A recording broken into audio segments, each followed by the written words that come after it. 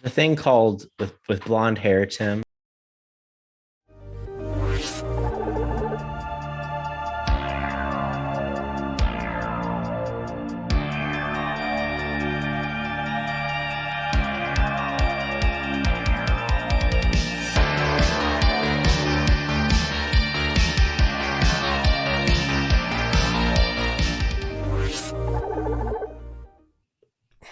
Hello and welcome to the Nerdosphere. I'm one of your hosts, Clayton, joined as always by my brother, the biggest palate this side of the Mississippi, COVID Bane, Corbin. How is it going, Clayton? Thank you so much for a nickname that I love. You're welcome. We're also joined, as always, by our bestie best friend, Tim Jarin himself, Tim Selleck. I even shaved. Which is a shame. You're a little stubbly. A little stubbly. I'm really fired up by a couple of things. I don't know if we want to just start with small chat. Go ahead. Want to just dive right into when it? when have we never not started? Sometimes we at least chat? say who we are, and then we go into. No, that's never happened. Oh, I mean, I will say that I'm on the most recent Anime Ultra episode because Clayton has been stopping by lately. Mm-hmm.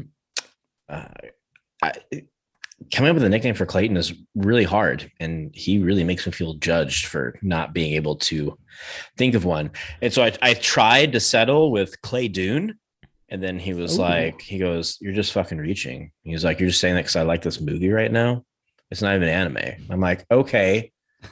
And he's like, and I was like, "What do you want?" And then I'm like, "What do you want?" He's like, "You can't make up your own nickname. It defeats the purpose." And then 5 minutes in the conversation, he's like, "Just call me Claytandro." I'm like, "Well, that would have been a good nickname, but now I can't because you said that you can't choose." Yep, you defined the rule there, Clayton. Agreed.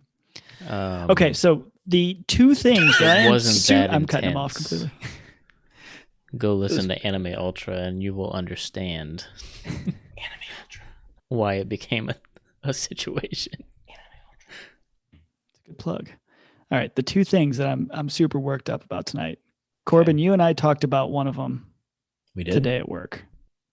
We did at work today. We have a blog at work, and there's a classified section where you can sell whatever you want there, within reason. And somebody posted a PlayStation 5, just the box. Oh, fuck them. For $25 with the angle of, you want to play a really fun prank on your kids this year for Christmas? That's pretty funny. Get this PlayStation 5 box for $25, and then they'll open it and see nothing inside of it. Maybe they'll just be a lump of coal. You can do whatever you want with the box. Apparently, people are selling their PS5 boxes on eBay or Craigslist for like $75. I don't know if that's actually true, but that's what this guy said. And I got so angry at the thought of me being a child, going backwards to my most memorable Christmas. For me personally, it was the year that I got my Nintendo 64. I remember opening it as well, I think. And I was in kindergarten. I was 5. I was like, I remember pure joy. I was not expecting it at all. It was the highlight of the year for me. Most memorable Christmas ever. Now I'm putting myself in the shoes of like my oldest daughter, and maybe the PS5 is their number one thing, and you can't get it because they're impossible to get a year later still. Can you imagine the heartbreak in opening a Christmas present and it being an empty PS5 box? Yeah, that seems more like a joke that a wife would play on a husband or a girlfriend would play on a boyfriend. It seems a little mean to play it on a kid. It's mean to play it on anybody. What would you do, Clayton, if we did not get PS5s last year around Christmas and you opened an empty PS5 box from Abby? That's grounds for divorce in my eyes. I think I'd call it quits at that point. I'd pack it up and be like, you know what? I've had enough of this abuse. I am out. Yeah, I don't think this is a funny joke. I also don't like that he tried to squeeze money out of it. He's like, $20, but like a lifetime prank is priceless. Fuck you. No, if you're going to invoke such evil and depravity into this mortal plane, you hand up that Pandora's box for free, my guy, because your soul is already going to hell. You're already screwed. It reminded me of last year, and I think this happens with a lot of things on eBay specifically. But if you remember when the PS5 craze was crazy last year, people were posting just the box, and they would start the bid at like $700 and let it go. And in the fine print of the description, it would say just the box. There's nothing in the box. There's no PlayStation in the box. But people would get so excited because they'd see one there for way cheaper than anything else, and they start bidding it like crazy. And you're a special kind of asshole if that's what you do, because you're intentionally deceiving somebody at that point. Yeah. Are they clever as fuck? Maybe. Are they douchebags? 100%. 100%. To me, that's worse than the scalpers. That's a peg below scalping. At least I can understand the motivation of scalping and saying, you know what? I hustled. I got this. I'm selling it to somebody else who can use it for whatever I can get. Not saying scalpers are fine. I'm not for scalping because it made our life getting a PS5 hell. But I at least can understand that versus like taking it a peg below and say, hey, I'm going to play with the scalpers, but I'm going to sell nothing. When I transferred to the St. Louis office, Tim, for some reason PS5s got brought up, and I was talking about how hellish experience it was, and I was like, yeah, and honestly, it made me like really fucking hate scalpers, and like I just think they're kind of like the scum of the earth people. They're opportunists, and I feel like if you are a part of the gaming community, the general consensus is like, don't take this away from someone who just wants to enjoy the community and the machine. And the person I was talking to was like, oh, I've been scalping this whole time. And I was like, and then I go, my statement still stands. I know like, everything I need to know about you, good sir. Like, good day. I'm not going to apologize. I think that a part of you is kind of evil. I was also at work today, and I overheard this guy talking to a team lead, and he said something that is it's a pet peeve of mine. I can't explain why. It's probably because I had an old roommate that would say it all the time to just get under my skin. But he calls his pants long pants, which is very strange to me. In my life experience, it also seems as though people who say long pants at one point in their life is also homeschooled at some point. So they probably have a sibling named Josiah, Jeremiah, or Elijah, maybe a Keenan or a Jesse. Jedediah. But yeah, he called it long pants. And then I had jabbered. Long underwear? No, he's talking about pants. But he calls them long pants. What's annoying is that people who call pants long pants believe that the common differencing of that phrase is as common as the classic bread debate of heel and butt for the crusty slice. But no. You are a fucking weirdo for saying long pants. But I had jabbered my teammate, and I was like, this guy just said long pants. I kind of want to go home. And then they immediately go, who the hell calls it long pants? It's just pants. He's like in the cubicle next to me. I was like, I was talking about that guy. But also, you can't be offended at that point. You're a grown ass man. If you're going to call something, then you need to be comfortable with being called out for it. It's just, it is what it is. You're not a child. You're not being picked on. It's not that you don't know any better. You're a fucking 30-year-old man. You know that saying long pants is odd at this stage of life. You've watched TV, you've read books, you've been to movies. It's certainly come up in conversation before. This is the hill you've decided to die on, so enjoy. In fact, I would say the people who say long pants are probably the men who wipe standing up. Ooh. Maybe. That's my hot take. You should ask. They're those kind of people. I'm going to say, were you homeschooled at any portion of your schooling career? And do you wipe when you shit, or do you stand up when you do you stand up? Shit? Do you wipe when you shit? Do you stand up when you wipe? So weird when beta. people wipe when they shit. Yeah, you just gotta pull those pantaloons up and you own it. That's just your marinated cheeks. Pet peeve. Here's a real pet peeve. when you're in the drive-thru and people don't get close to the car in front of them, fucking up the whole drive-through line. Because they can't order at the box. Exactly. It happened That's to me especially at Starbucks today, and I feel like it's been happening to me a lot more lately. That happens a lot there. I don't know why. I'm talking so wide, I could drive my car in between them. There's so much space. So frustrating. I believe it. We get that at drop off for school. And the way that our parking lot works, you turn left and there's a divide. You turn left into a big parking lot, and then left is Cammie School, and then to the right is Lexi School. They're detached buildings. Lexi's in the right. I always park in the right, but parents will get in line on the left and they spread it out to where I can't turn right into the parking lot. And it seems like I'm always like 6 inches off. Story of my life. I'm always 6 inches short. I'm always like, can you just move forward like 6 inches so I can get my fucking car in here and not ding you? It's always just a pinch off, it feels like. And that's so frustrating. So frustrating. People suck. Yeah. My second thing I'm worked up for, I've decided we're going to save for Nerd Tea, because I think it's a really interesting thing that's happening. I heard on the radio. So let's save it for Nerd Tea. Oh, okay. I don't know what you're talking about. I have two things I'm worked up over. The second one, Nerd Tea. For those listening, Nerd Tea is a separate podcast that we do where we talk about all kinds of interesting things that are life, things that you hear on the radio. That's what I'm going to talk about. So check it out. It's a fun podcast. It's supposed to be 15 minutes long. Sometimes it's an hour and 15 minutes long. But you can check out Nerd Tea for just $1 a month by visiting us at patreon.com/thenerdosphere. Is what you're going to have to do with Travis Scott? No, it does not.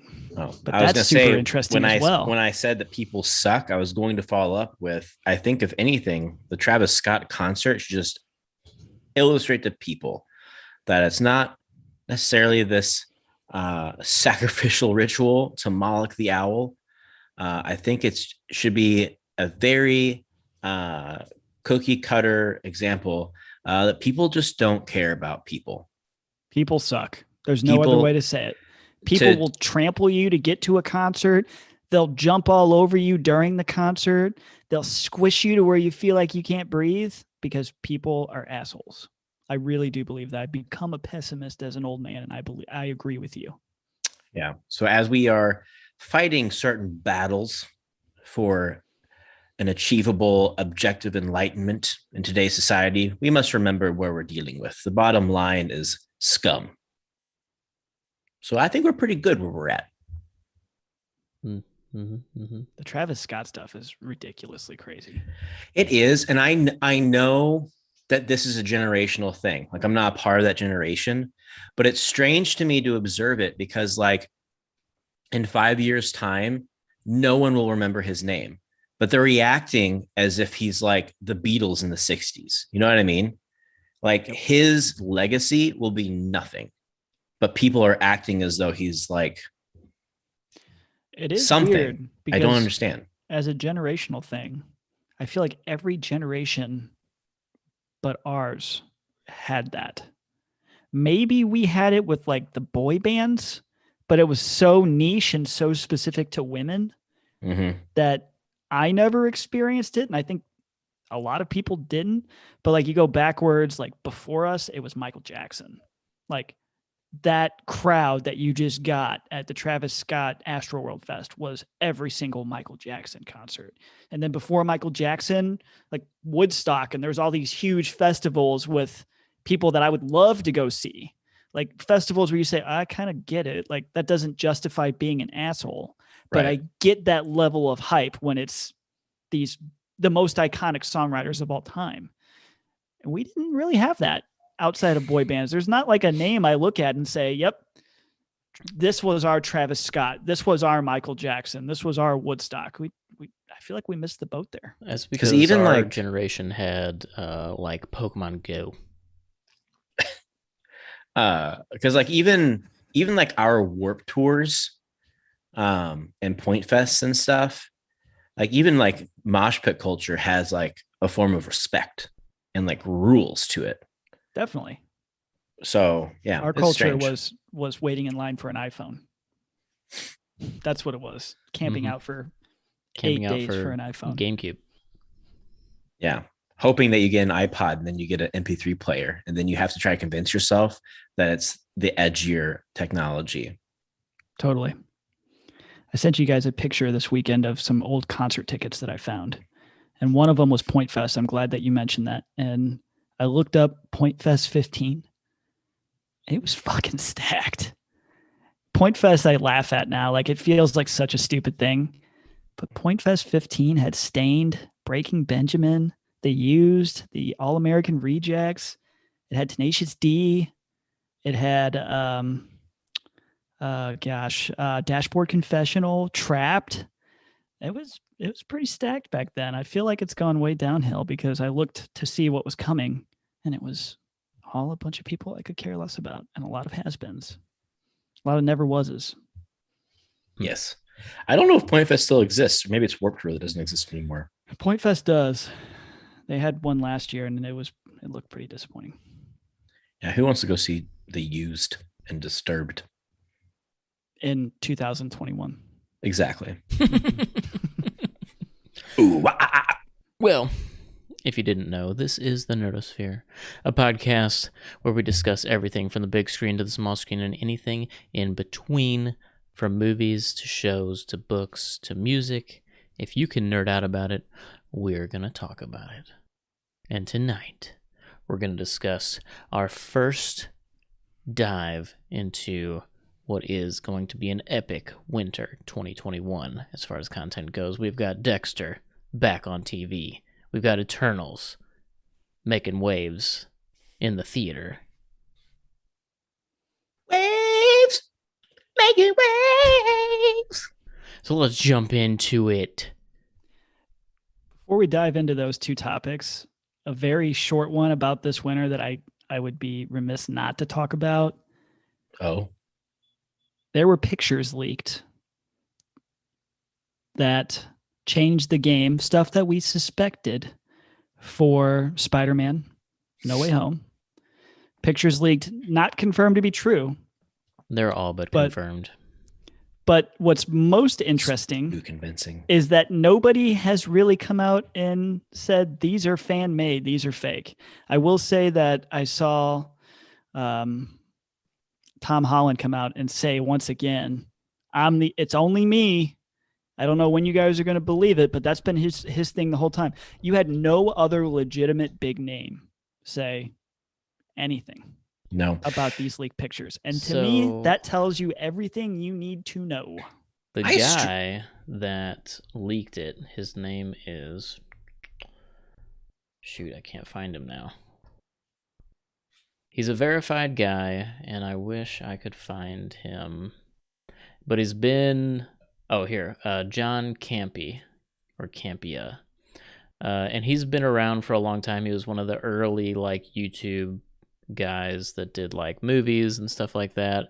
He's a well-respected, well-known in that circle man, and he's known for not, being against spoilers and all this other stuff.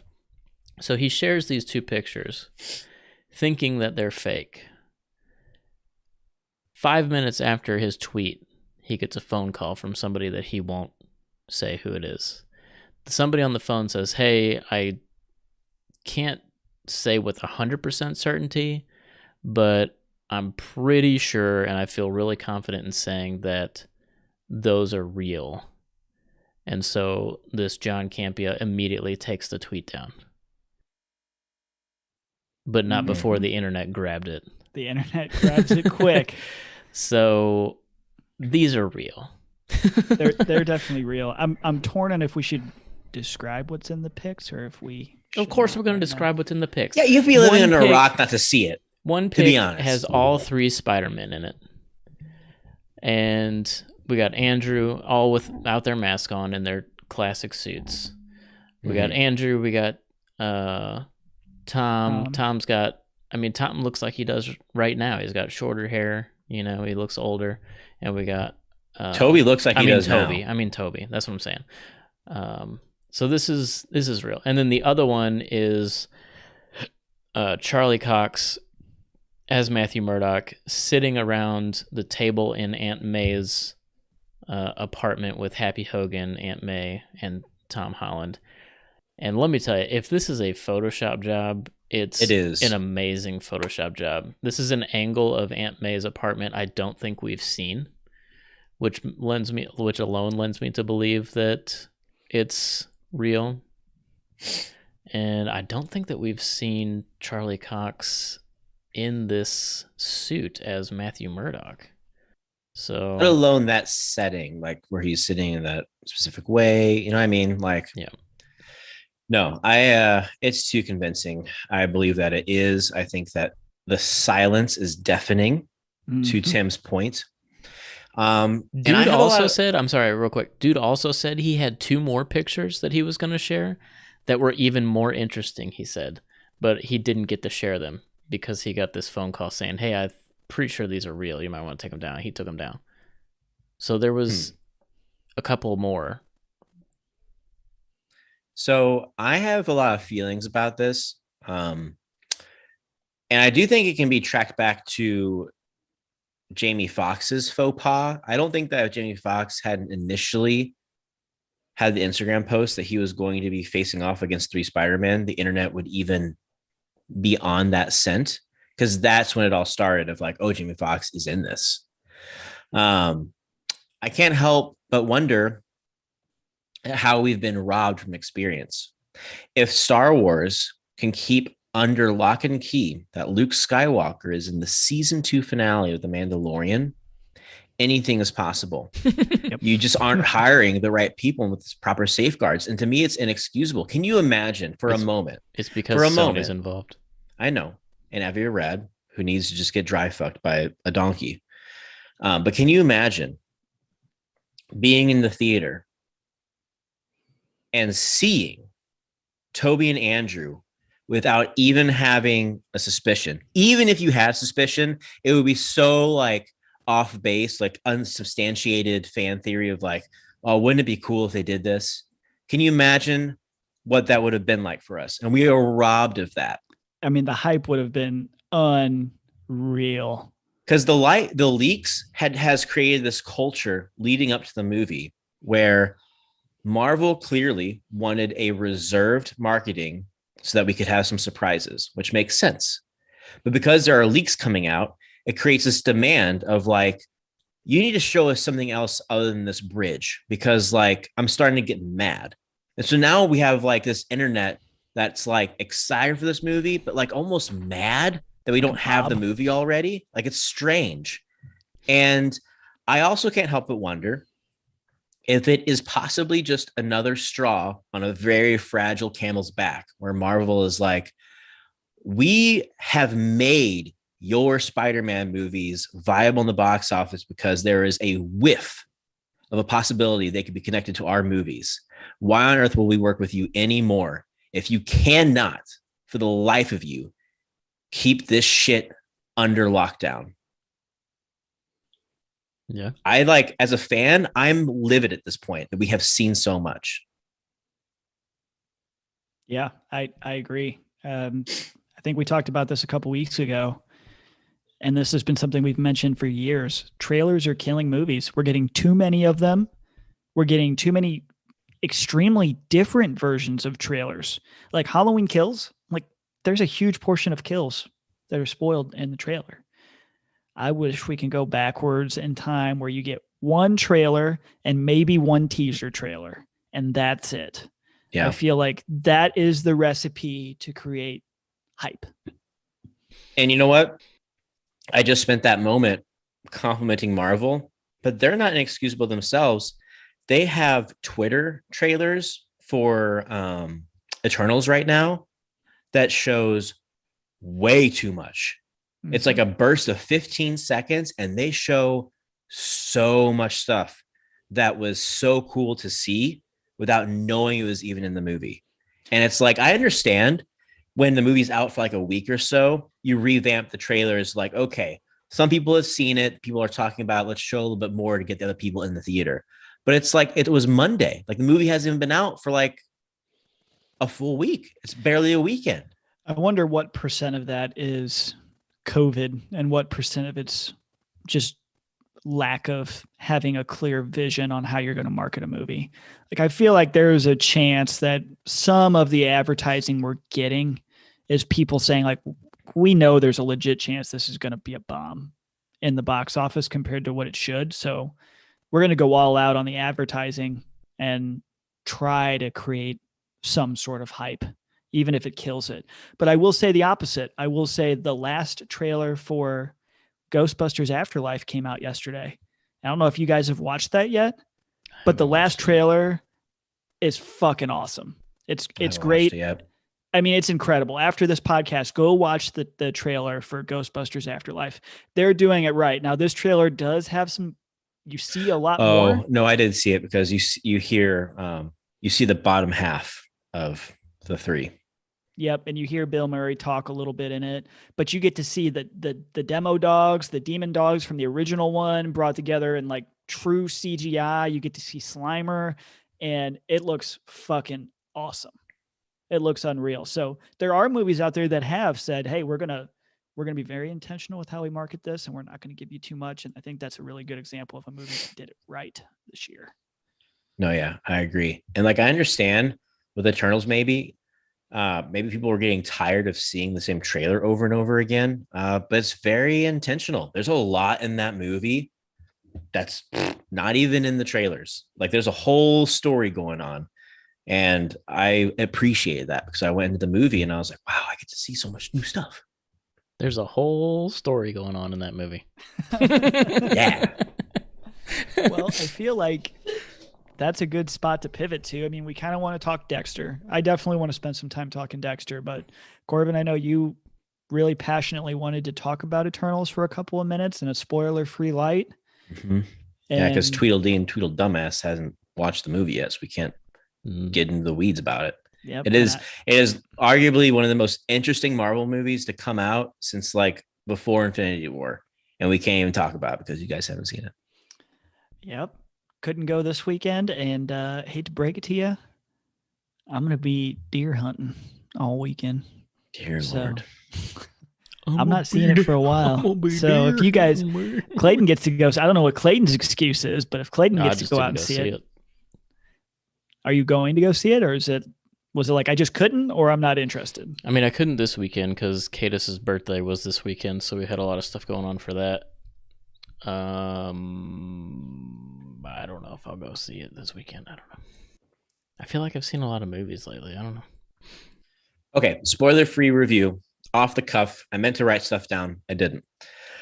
The Eternals is, in my opinion, an incredibly refreshing breath of air in the MCU. It is very clear that they wanted to do something a little bit different. They wanted to break out of the cliche Marvel formula. And in my opinion, it worked. Now, the reason why I think it's getting review bombed is the Marvel formula designs the films to be accessible to the everyman. The way that the humor is punched up, the way that it is paced, it's always fast action. The humor is objectively funny. The action is good. So it's a joyride. So every person who sees it on average is just going to have a good time. Because they broke out of the formula, this movie becomes already more nuanced than a normal MCU film, which means it's already less accessible.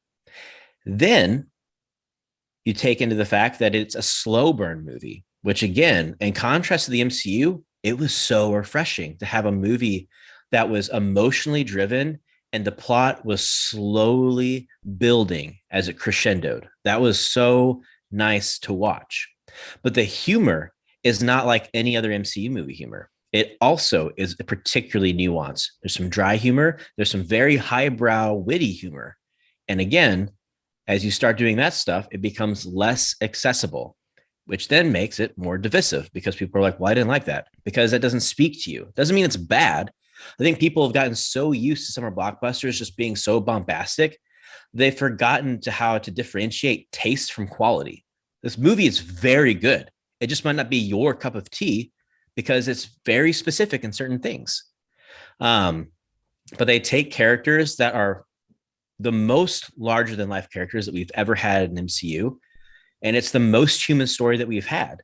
And in fact, it was really nice because I remember walking out of Black Widow thinking all Black Widow needed to do was make me care about Natasha. I wanted that to be an emotional movie. And after that failed to deliver that, I had wondered, can Marvel even do that?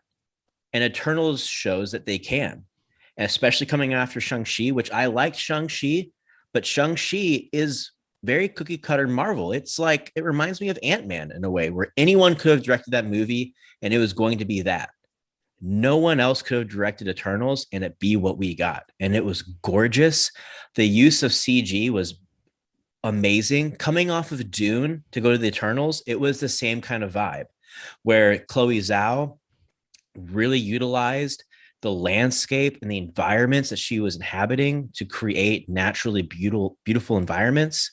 And then the way the special effects were topped on top of that, it was awesome. Like, I felt like it was a natural tangent from Dune. And I was like, can we keep this kind of quality going in our blockbuster films?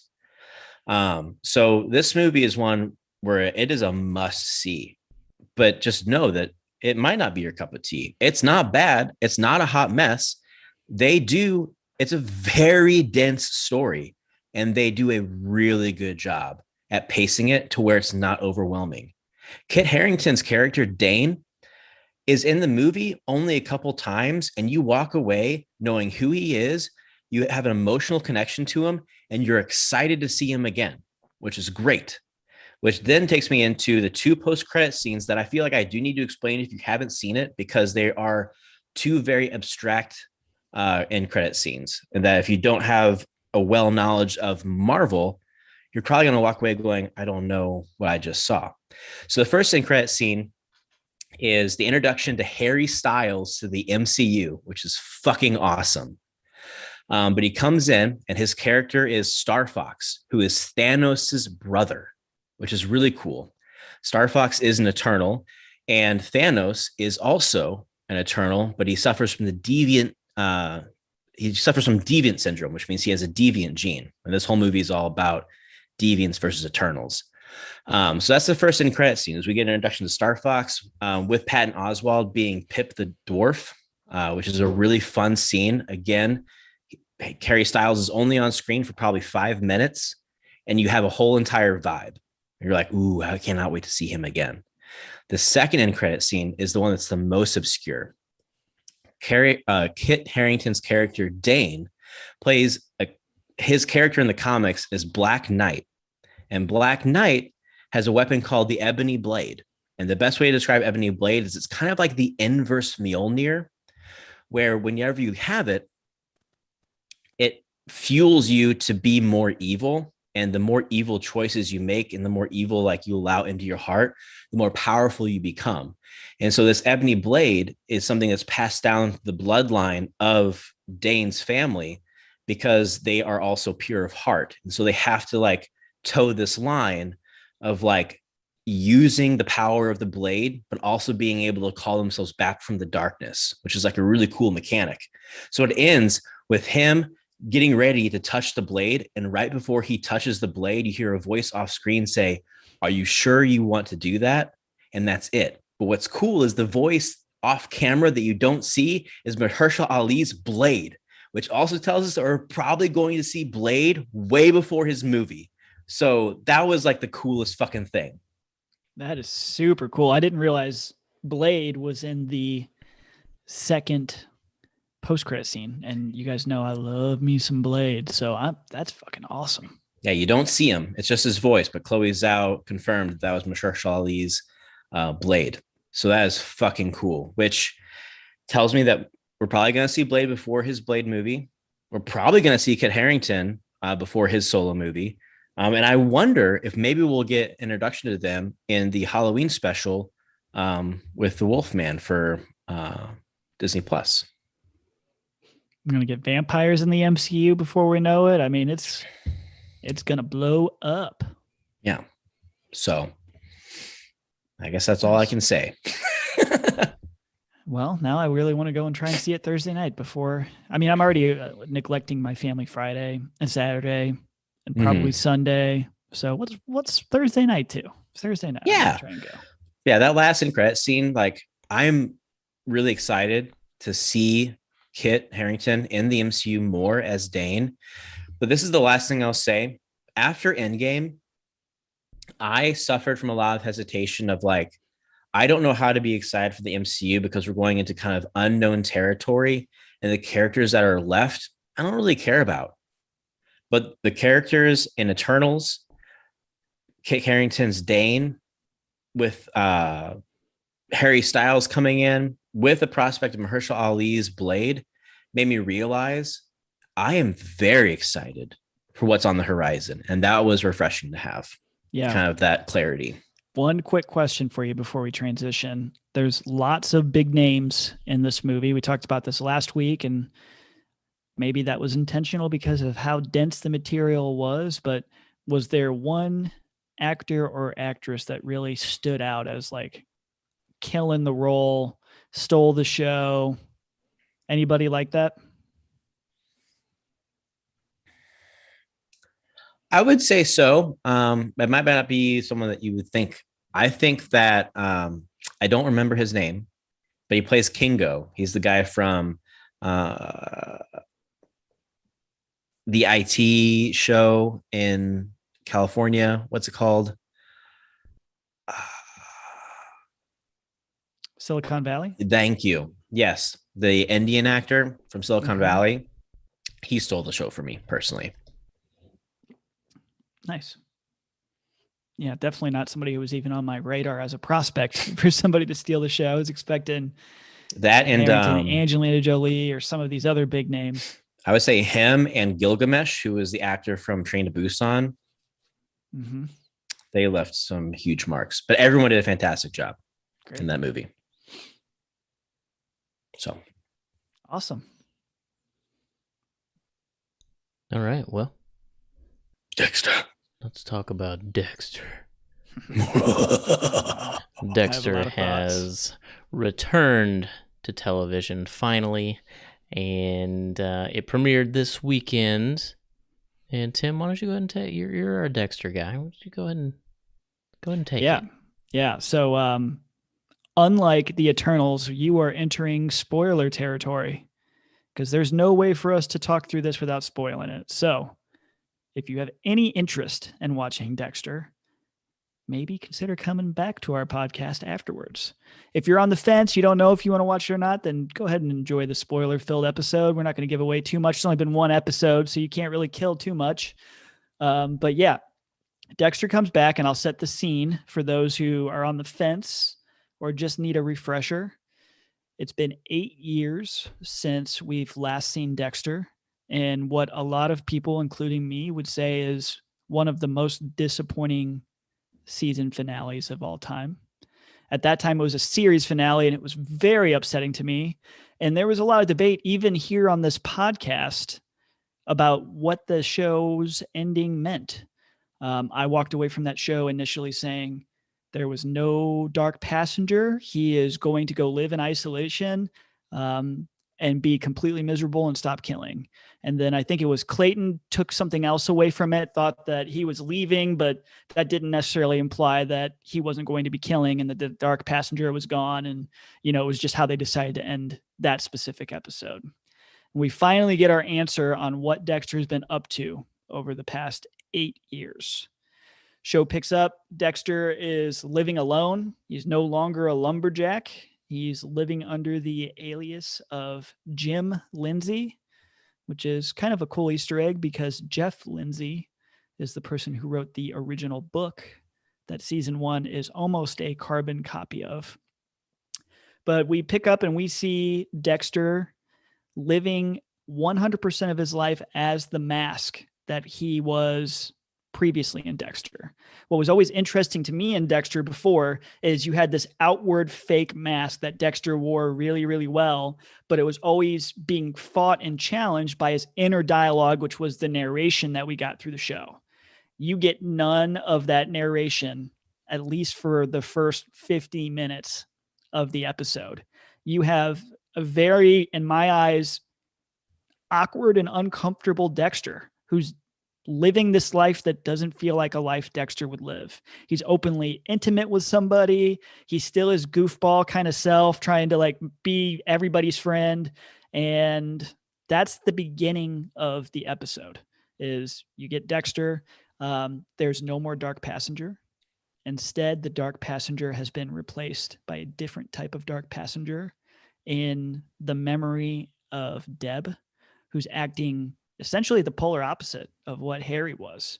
She's acting more as a vessel of guilt and trying to reassure Dexter that he should not be killing. She clearly says it's been almost 10 years since your last kill, but she does it in such a cringy, like guilt-driven way, saying how proud she is and how it's good that she died before him. And I mean, like the guilt is heavy on Dexter. But as the show progresses, it's exactly what we talked about last week. We have things get out of control. Dexter succumbs to his inner serial killer ways and has his first kill in a kind of sloppy way.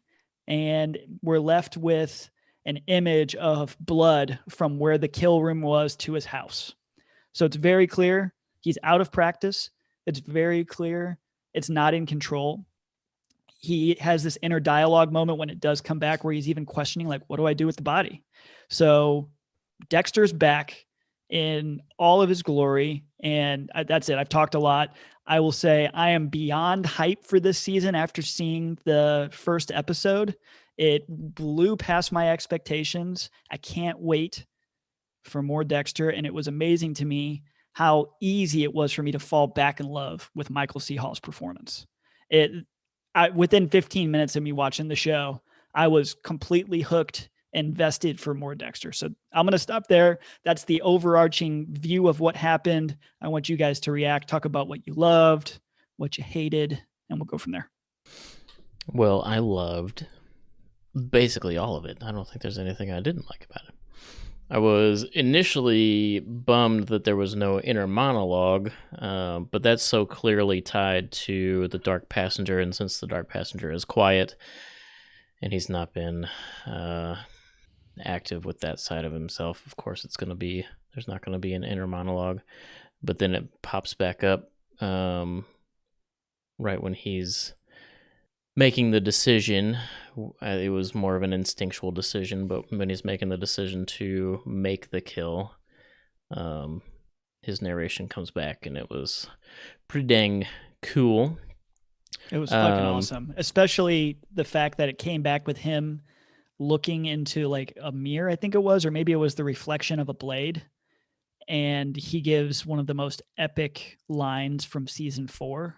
Hello, Dexter Morgan. Hello, Dexter Morgan, which for those of you who don't remember, that's what Trinity said to Dexter when they were face to face, when Trinity realized who Dexter was. And that was like the oh shit moment for Dexter. Yeah. So he realized he could do nothing about it. It was in the crime lab. So such a cool callback to probably the killer that shaped Dexter the most. Yeah. Yeah, for sure. Well, I think doesn't he have narration when the deer is killed? I think that's when he might have boiled in there a little bit. Yeah. Because he says to himself that, he can't get caught. He slows himself down for a second, then he covers the blood trail, and then, but it doesn't fully come back until they're in that kill room, which is what you just described. We have Harrison back. He's somehow tracked him down, and I cannot wait. I guess if there's one thing that I thought fell short is I really am finding it hard to believe that how old would he be now? Like 14, 15, something like that? Yeah, he'd be about 14 right now. How would a 14, 15-year-old find his dad? When last we saw him, he was in another country, right? With what's her face? With Hannah, and now he's back, and somehow has tracked down somebody who the world thinks died in a hurricane. So how they explain that will amaze me, I think. But everything else about it was it's awesome. through Hannah, right? Like I that would guess, be the only but thing that makes sense to me. yeah, but even that. So the It would also world, be clear to me that like Hannah's told Harrison that Dexter's not dead but because it how would would have been Hannah very know? easy. Yeah, that's true too. Yeah, That's true because it ends with them separating. She loads on a bus with Harrison, and she has no idea what's happened to Dexter. At that point, he still has to go back and save Deb, which he doesn't do, and then he decides to drive into the hurricane, and then everybody thinks he's dead because they find his boat. And so how does she know? Yeah. She doesn't know. Yeah, that's a great point. And then I guess the only other thing, if I had to be nitpicky, was how did he last 10 years when the first douchebag we see him interact with is like pushes him to kill? I have to imagine that this is, I guess, the first douchebag that he's come across in 10 years. So I feel like it's not the first douchebag that he's come across, but what really opened the door was he fit his code. Stoned guy opening up to him and confirming that he was directly responsible for killing 4 or 5 other people. Yeah. Every addict just needs that one like excuse that they can logic away to jump off the wagon. So, and that was it. Yeah. Nail in the coffin. He knew that he had a killer in front of him. Yep. He was looking for an excuse to be able to do it. He found the excuse to do it. This episode gripped me from the moment it started. I love the stark difference of now being in like a snowy tundra versus like the warm, tropical Miami type temperatures. I was really tickled to watch, like, as Dexter has tried to create a routine for himself. He went back to things that he knew. So instead of donuts, he's now going to get cinnamon rolls to start his morning for all of his coworkers. His relationship with the police officer did shock me. I was like, oh, okay, they're having sex in the back for a squad car. Good for you, my dude. Good for you. I did immediately predict that the person watching in the woods was Harrison. Mm-hmm. And I had wondered if that would have been something that was so easily predictable if we didn't know that Harrison had been casted in the show. And so kind of circle back around to us talking about spoilers at the beginning of this episode. They didn't have to tell us that someone was cast as his son, Harrison. And if we didn't know that, that probably would have been like a really interesting, like, whoa, Harrison. Okay. Yeah. This is going somewhere. I squealed so loud when he narrated for the first time. And I remember when Tim told us that there would not be narration in the first episode, even though I understood the symbolism of it, I couldn't help but feel like, man, that sucked. But the payoff was so much cooler because like the moment he speaks, you as an audience member now know, oh shit, he's back. He's back. And so he's got that like, different tone when he talks through his narration too. Yeah. I would even say it could be me just projecting, but I even felt like when he was on the phone with his girlfriend, his fake voice sounded a little less authentic. Yeah. Because he was like, oh, I got to put on a face that, a fox got into the hen house and it looks pretty bad up here. I'll see you tomorrow. Bye. I don't know if putting the bodies in a frozen lake is the smartest move because they're going to be there. So it seems like a strange thing to do, but I mean, we'll see. He definitely is. You give a man enough rope, he's going to hang himself, and he's getting himself into quite the tangled web already. So I feel like I'm getting that like Dokes anxiety again, like that season where Dokes is on his tail, and you're like, how are you going to get out of this? How are you going to do this? And so at this point, I'm like, he's going to kill this whole town just to get out of it. The frozen lake is not too far-fetched because I believe it's insinuated that based on where we saw him at the end of the last season and where he is now, that this is an area probably in, Canada where maybe it's not in Canada. I don't know. But it seems to me like it's an area that won't thaw. Like it's winter all the time. I think it has to be like really north New York. So probably closer to the border. But the officer that came in to talk to the sheriff had a New York police badge on his sleeve. You're right. And it's filmed in You're New right. York for sure. You're right. So I think he's upstate So New then York. there will be, it will thaw at some point. I feel like Michael C. Hall put on a clinic for acting. He was able to so convincingly play the mask in a way that you knew, like, okay, Dexter is back. This is no longer Jim. And it's the subtle things, like you said, like you see the conversation between him and his girlfriend, and it's starkly different. I feel like his performance was incredible. Like, he definitely is Dexter at this point in his career. Like, he's openly said, sometimes it's hard for me to know where Dexter ends and where Michael C. Hall begins. And what you're seeing right now is the manifestation of that. It's somebody who's truly lived as the character for the past decade and has perfected every angle of him. Yeah. Killing people, all that stuff. The one thing I would point to that I didn't love, at first I didn't love the intimacy, like what Corbin said, like how he's just openly banging his girlfriend in the back of a car. That's very un-Dexter. Like, you go backwards to how Dexter was for the bulk of the series, like intimacy was a huge problem for him.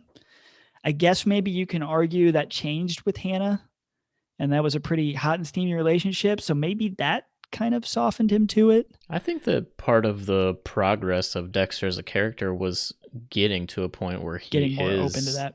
Intimate. Yeah. I really hated the deer. I did too. Like, I think the Me symbolism too. of it was cute.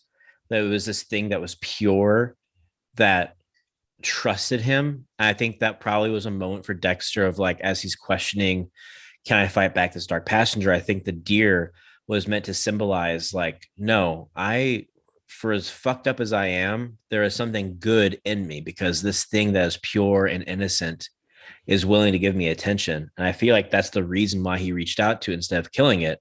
And I think that's also, like, the symbolism of, like, that deer dying was any chance he had at being not the monster died with that deer. But it was a very shittily CGI deer. I mean, the CGI was atrocious, especially when you see it kind of jump back and forth, maybe right after it was shot. I mean, it was horrendous. Plus, it's just the most unplausible plot device there is, that there's an albino buck that he's chasing through the woods day after day, and literally chasing, which that's not how deer hunting happens at all. I was telling Morgan, I was like, this isn't Red Dead. Like, I'm like, that's immediately what I thought about. I was like, this is like what happens when I miss a shot in Red Dead. I go running, hoofing it on my feet until I find it again. That's not how it happens in real life. Yeah. I was telling Morgan, I was like, because she has family that deer hunts and stuff. And I was like, I can't wait to talk to him about this, but I am probably the person who knows the least about hunting. But this isn't how this is done, right? Like, the deer's going to hear you. And also, isn't it, like, not smart to go, like, from a dead sprint to aiming your rifle when you're, like, not practicing breathing control? So he's like, there was a lot that was wrong with it. I mean, it was justified in the fact that he clearly never intended to take the shot, that it was more about watching, I think, and finding him conquering that I could kill this right now. And that's what I'm going to satisfy my inner beast with, is knowing that I could do this. But no, like, one, there's no world where you're chasing a deer through the woods that hasn't already been shot.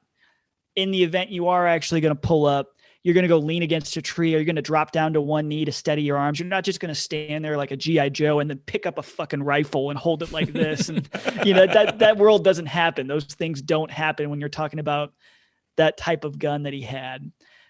And then just, like, the plot device of it gets killed while he's, inches away from it. It just felt like such a stretch.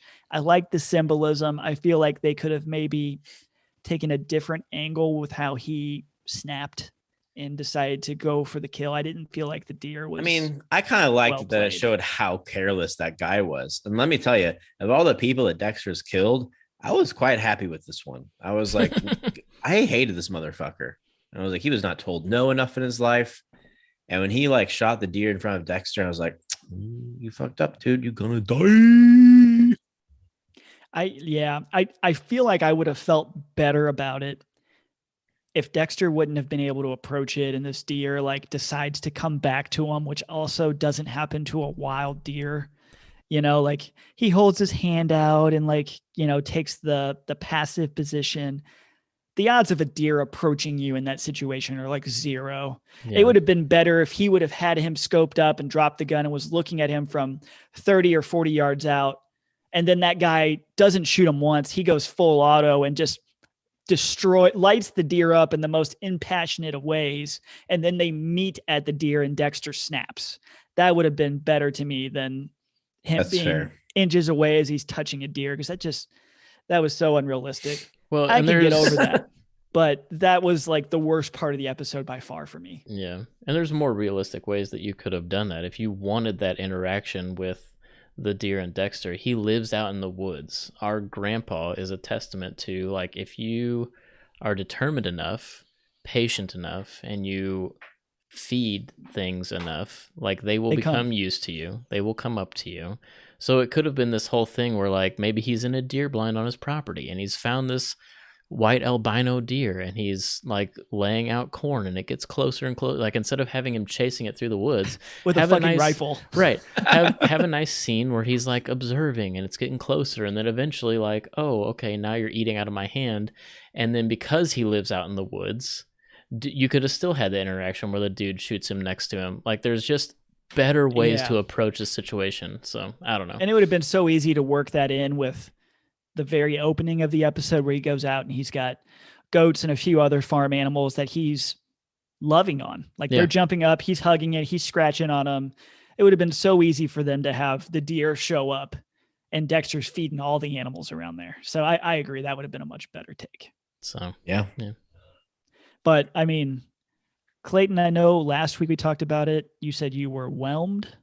Well, are you still whelmed or are you... I'm overwhelmed. No, I'm like super excited. I went from just being like, all right, let's watch Dexter to like, okay, I can't wait for the next episode. Let's fucking go. Like it actually kind of reignited my love for Dexter. It makes me want to go back and rewatch the old seasons. Like I really, really like Dexter. So I'm excited about it. Well, we know that John Lithgow is going to be in this season at some point, so there might be cause to go revisit just so you can have some refreshed attachment to things. Yeah, I'm wondering if his, Harrison, his father Harrison, has now morphed into Deb. I wonder if that image is going to continue to change. Like, I wonder if that's how we're going to get him. Like, we're going to see Deb is now the Trinity Killer for a time, like hounding him. Could be. I'll say that it was still a little awkward. I don't know if you guys remember, but there was maybe season 6, towards the end of the show's run, there was this weird blip where they had Deb realize that she maybe like was attracted in love with Dexter beyond a brotherly and sisterly love. And I still had some of that creepiness in this episode where like she lays down on the table as he's eating his cereal and like giving him the big puppy dog eyes and reaches his hand out. And like, there was still that real uncomfortable connection that I always thought the show should have never even crossed that line. So I was a little disappointed they came back to that because I think that was not well received. And ultimately there was no payoff to those emotions. And it was weird to me that they came back. Well, there was a deleted scene where Deb got caught in a washer and she needed Dexter's help to get out, but just never made it. Adopted bro. Oh shit. But no, yeah, I'm excited for the show. It's Mandalorian has restructured our TV consumption to now go weekly. And I'm getting the same vibes I get from Mandalorian, where it's like I'm excited that I have to wait, but I'm mad that I have to wait. Because like I want it all. But I'm so excited for the next episode. Agreed. If you are on the fence, get off the fence. Showtime has a free 30-day trial right now. Yeah, the promo code is clutch. Sign up for that free 30-day trial. If you keep it longer than that, it's like $4 a month for 4 months. 4 months, or it's some crazy good deal. It's only through the actual Showtime app, though. Do not get the Showtime extension through Amazon Prime. Otherwise, you're paying $11 a month for Showtime. And it's only a 7-day free trial if you go through Amazon. Yeah. So go to showtime.com or load up the app itself. Yep. Free 30 days and then $4 a month for 4 months. That's a great deal. Plenty of time to watch the show. Great deal. And there's a couple of other shows that are on Showtime that I didn't know anything about. But as I was watching Dexter, like Rust and a few of those other shows, maybe there's something there. So I'll explore a little bit and see if there's something that catches my eye. And I'm excited to finally watch American Gods, the Neil Gaiman show. So that's a Starz show, isn't it? it's Starz. I thought it was Showtime. Mm-mm. Oh, No, because I no. subscribed to Starz just to watch it, and it was a waste of my money. It's not that good. Oh, it's a shame. Yeah. Well, then yes, let us know, Tim, how it goes. Yeah, we'll do. And then Clayton, I know you're about to take us out, but PSA. Is Ken? Oh, that's AMC Plus. Ken is what they're calling the Irish Sopranos, and it stars Charlie Cox. I thought that may be Showtime, but it's not. PSA for next week. We have the return of Tiger King next Wednesday, I believe. Mm-hmm. And then Wheel of Time comes Wheel out of next Time. Friday. Yep. So next week, another big week of things. You watch Tiger King. So you guys are going to be watching season 2 of Tiger King. And then I really think everybody's listening to this should give Wheel of Time a chance because it's a huge property. It has the potential to be Dune-like. So watch Wheel of Time. It's on Amazon Prime. You already have Amazon Prime. Your wife's probably spending way too much money on Amazon Prime if you're like me. So might as well enjoy Wheel of Time. Yep. Might And be as on the well. lookout for.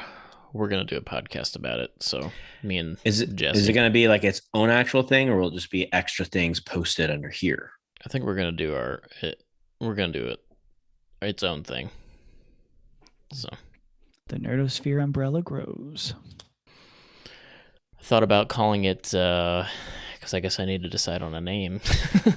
I'll just call it Wheel of Time Watchers, but then on the podcast art, do WOT because that's the abbreviation of Wheel of Time Watchers. Get it? Bottom. So, anyways, be on the lookout for that. But that does it for this week's The Nerdosphere. Remember, we are the podcast that talks about everything from the big screen to the small screen and anything in between. If you're on an Apple device, scroll on down and give us a 5-star rating. The rating really helps us get in front of new viewers and helps the algorithm say, hey, this person wants to listen to this. So we greatly appreciate any and all who throw a review our way. If you're not on an Apple device, that's okay. You can help by simply sharing the podcast. If you like what we do, I guarantee you know somebody else who does as well. And what makes content better? Sharing with those we love. If you really, really love what we do or want some more content from us, go over to patreon.com/thenerdosphere where you can help support us and grow and also get some exclusive patron-only content like our nerd tea that we teased in the beginning of this podcast. But until next time, we'll see you later. Goodbye. Good